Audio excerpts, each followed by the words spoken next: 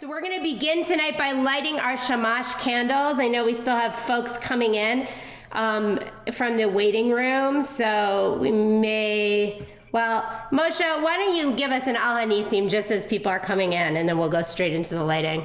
על הניסים ועל הפורקן ועל הגבורות ועל התשועות ועל המלחמות שעשית לאבותינו בימים ההם בזמן הזה בימים ההם בזמן הזה על הניסים ועל הפורקן ועל הגבורות ועל התשועות ועל המלחמות שעשית לאבותינו בימים ההם בזמן. Thank you. We are so grateful today for the miracles of today. We are grateful for the miracles of the work of the Electoral College, work that is a miracle in our lifetime. And we are grateful for the miracles of the work to create a vaccine, which is coming out, has come out. I know that the governor was busy with that this morning. So we sing songs about miracles. We'll begin this evening by lighting the candles. We're going to invite Governor Polis to share the first bracha with us. You're on mute, so you can sing along or speak along in your home. Okay, are we ready? Here we go. Baruch atah Adonai Eloheinu melech haolam asher kiddushanu b'mitzvotav vetzivanu lechadlik ner shel Chanukah. Amen. Amen. Baruch atah Adonai Eloheinu melech haolam she'asa nisim lavoteinu bayamim hahem bazman hazeh. הנרות הללו שאנו מדליקים על הנפלאות וגם על הניסים. הנרות הללו שאנו מדליקים על הנפלאות וגם על הניסים שעשית לאבותינו בימים ההם בזמן הזה. שעשית לאבותינו בימים ההם בזמן הזה. מעוז צור ישועתי לך נאה לשבח תיקון בית תפילתי ושם תודה נזבח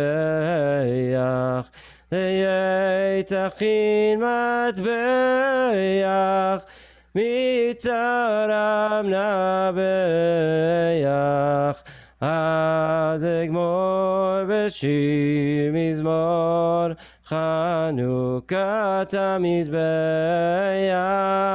אז אגמור בשיר מזמור חנוכת המזבח. So we're so glad to have Governor Polis with us this evening. I want to just turn it over to the governor to share a few words, and then we'll have time for a couple of questions before he has to leave us this evening. Thank you, Rabbi, and it's good to see 142 people. I see some friends' faces on here. It's wonderful to see you. Happy Hanukkah to everybody. You know, today, as Rabbi Coburn said, was a pretty remarkable day. And I was talking to Rabbi Mark before this started, the public part started. He was saying this shows that the Hanukkah is the celebration of hope, of light. And actually, today is the day, fifth night, where we have more light than darkness. And I think that that's how a lot of us feel today. First of all, we preserved and executed our constitutional responsibility to cast our electors' vote, how the people of Colorado voted. So I got to join the 9 electors for Colorado who cast their vote for the candidate that won the most votes in Colorado for President of the United States, Joe Biden and Kamala Harris. And it was really the first time that I got to see an electoral vote occur.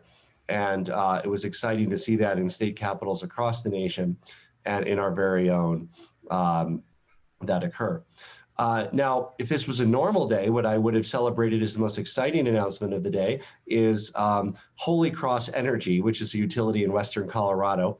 I joined them for a special announcement that they will be at 100% renewable energy by 2030, which is very, very aggressive. You know, our goal is 2040 for the state, and it's wonderful. They will be the first in the state to achieve 100% renewable energy. They cover a lot of the Garfield and Pitkin County area. They're going to be 100% renewable, no emissions by 2030. And then, of course, the most hopeful, the most light of all, the very first highly effective vaccines that will stop this pandemic arrived in Colorado and in other states across our nation. And I got to join and witness as the very first Coloradan, Kevin from Fort Collins, who works in a COVID ward and has pre-existing conditions, received the very first highly effective vaccine in Colorado. So I think in spades here, this is more light than darkness, really much more so than a normal fifth night of Hanukkah.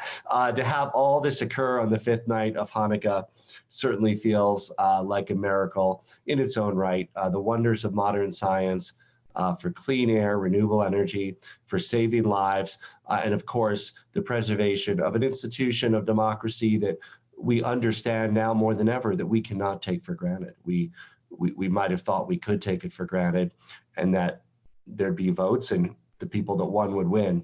But we understand how delicate this human artifice of a republic is and how we must continue to always defend it. A republic if you can keep it. Benjamin Franklin, right? So it's really the challenge on all of us in our generation to defend human rights, a democracy, and the minute you take them for granted, they're gone. People found that out at the end of the Weimar Republic in Germany in the 1930s, and it's a story that's been written in other places as well, and humans are fundamentally the same. And we're imperfect. We aspire to be better people, to follow the laws of the Torah, but we know that humanity is not perfect, and it's a constant struggle to preserve human dignity and uphold the values of liberal democracy. So I wish everybody a happy Hanukkah as we celebrate the fifth night, more light than darkness, more light to come. Happy Hanukkah, Colorado, and I'd be happy to take a couple questions. Thank you so much, Governor. Thank you so much for the really important, sacred work that you are doing in government. And thank you again for being with us this evening. Rabbi Mark and friends from Bonet are here with us tonight at RODEF. And I want to invite Rabbi Mark to ask the first question. Well, Governor, it's so wonderful to have you with us. I love that we can celebrate the fifth night of Hanukkah together. You sort of answered the question, but clearly Hanukkah is about light in the face of darkness and hope in the face of despair. And, 2020 has been a pretty dark year. It's been a year that's been full of despair and darkness. So apart from some of the other things you've mentioned, love to hear what really gives you hope as we are on the cusp of going into 2021. If there's anything that you haven't already shared that really gives you a sense of hope on this Hanukkah for going into a new year. I think there's in many ways, there's hope in celebrating all the things that we took for granted, right? Like health, as an example, this COVID crisis, humbling as it is for humanity, over 300,000 Americans lost their life, over 3,000 Coloradans. Every day that we are here, that we're healthy, that we can breathe, we celebrate our lives. We celebrate our democracy, our values. We celebrate human rights. Sometimes when things are good, we become complacent and we forget to be grateful, thankful before God for the blessings that we have.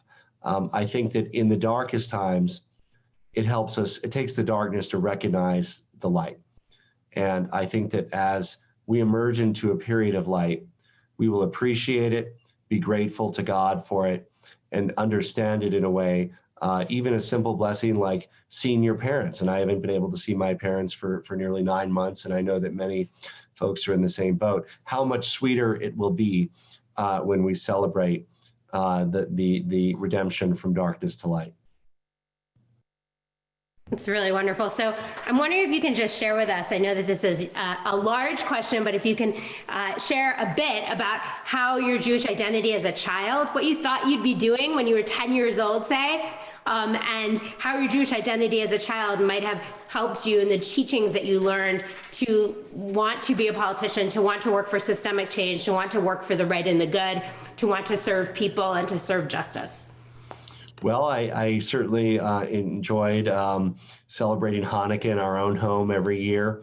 In fact, last night we made my late grandmother's recipes here in our home for latkes and for brownies, and we made her kugel last week. So it's fun to constantly relive these traditions that I grew up with and got to experience in my own life. Certainly, faith really defines our values as a powerful motivator for me. Certainly, the desire to heal the world and tikkun olam, the principles of the Torah are something that I carry with me as a guiding principle in public life. I didn't know when I was 10 or 13 I wanted to be in politics, but I knew that I wanted to be part of making the world better. And there's many ways to do that, in the private sector, nonprofit sector, and volunteering.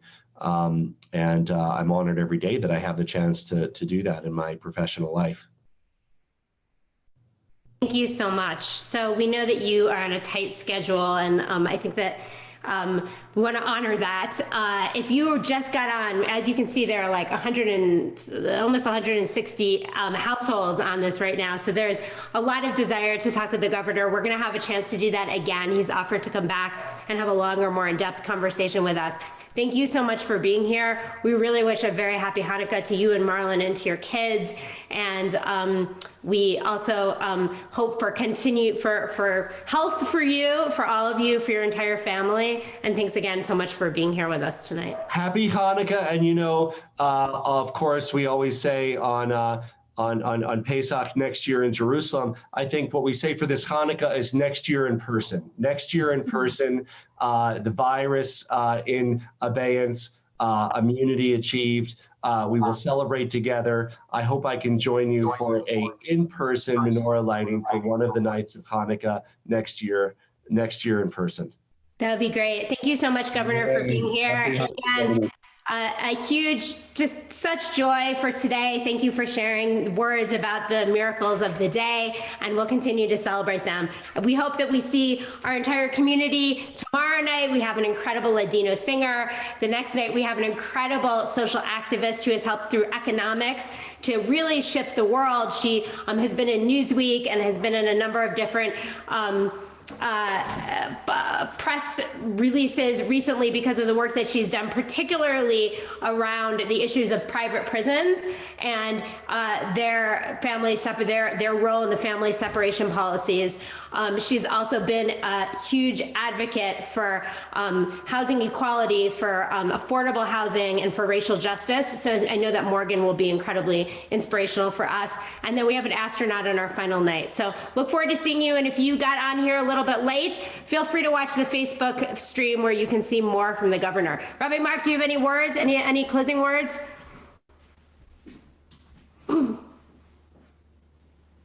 We cannot hear you. I just unmuted myself. Okay. Just to say, it's really wonderful, as always, for Bonai Shalom to partner with our friends at Rodef Shalom. And we hopefully have got a Friday night coming up, and they're very early in the new year that we'll be doing together. I do just want to say, Moshe sang Al Hanisim, which is for the miracles and the wonders.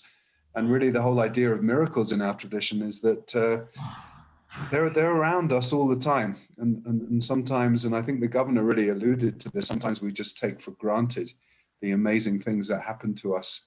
And I think part of the essence of Hanukkah is that it's a revealing of what's already in front of us. So I think that it is so powerful that, as the governor said on the fifth day, that we are,